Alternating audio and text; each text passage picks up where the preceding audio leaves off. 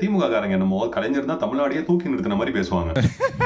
ஆமா, அதுதான் உண்மை. விவசாயிகளுக்கான உழவர் சந்தை இந்தியாவிலேயே முதலில் ஒரு ஃபார்மர்ஸ் மார்க்கெட். மிடில் மேனை தூக்கி விவசாயிகளை நோக்கி உருவாக்கின ஒரு திட்டம். கொண்டு வந்தது மதுரையில, கொண்டு சென்றது தலைவர் கலைஞர் அவர்கள். ஒரு டயர் டோ சிட்டியா இருந்த சேலத்துல ஸ்டீல் பிளான்ட தொடங்கி அதை ஒரு இண்டஸ்ட்ரியல் லேண்ட்மார்க் ஆக்குனது.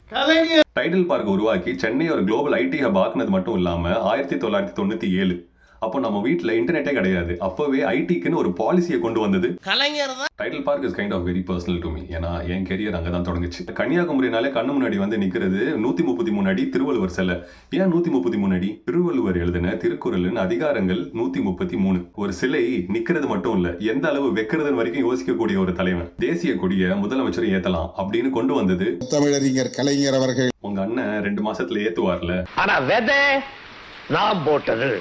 பெண்களுக்கு சொத்தில் சம உரிமை யார் கொடுத்தா? தலைவர் கலைஞர் அவர்கள். தமிழ்நாட்டில் இந்த சட்டம் வந்தது 1989. ஆனா இது அரசியல் அமைப்பு சட்டமா இந்தியாவில் 2005 தான் ஆகுது.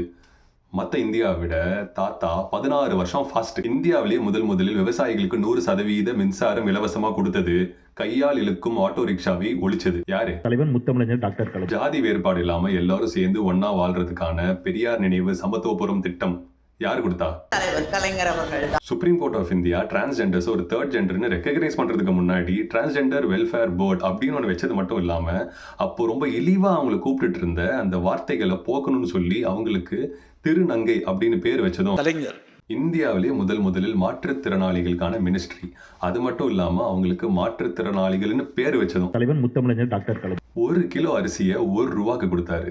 மாநில வளர்ச்சியிலிருந்து மக்களின் எழுச்சி வர உருவாக்க உழைச்ச தலைவர். நான் கலைஞர் பண்ணதில்லை, இன்னும் ஒரு 10% கூட சொல்லல. கலைஞர் மேல் காரணமே இல்லாம வெறுப்பும் கோபமும் இருக்கவங்களுக்கு நான் சொல்லிக்கிறேன், சமத்துவம், சமநீதி, சம உரிமையை பத்தி பல பேர் பேசியிருக்கலாம். ஆனா அதை செயலா மாத்தின சில பேரில் ஒரு முன்னோடியாக கலைஞர் எப்போதும் இருப்பார். உலகின் தலை சிறந்த சொல் செயல். அதாவது மாண்புமிகு முத்தமிழ் அறிஞர் கலைஞர் கருணாநிதி. அடிக்கிற காற்றில் பறவையும் பறக்கும், பேப்பரும் பறக்கும். காற்று நின்றால்தான் தெரியும் பறவை எது, பேப்பர் எது.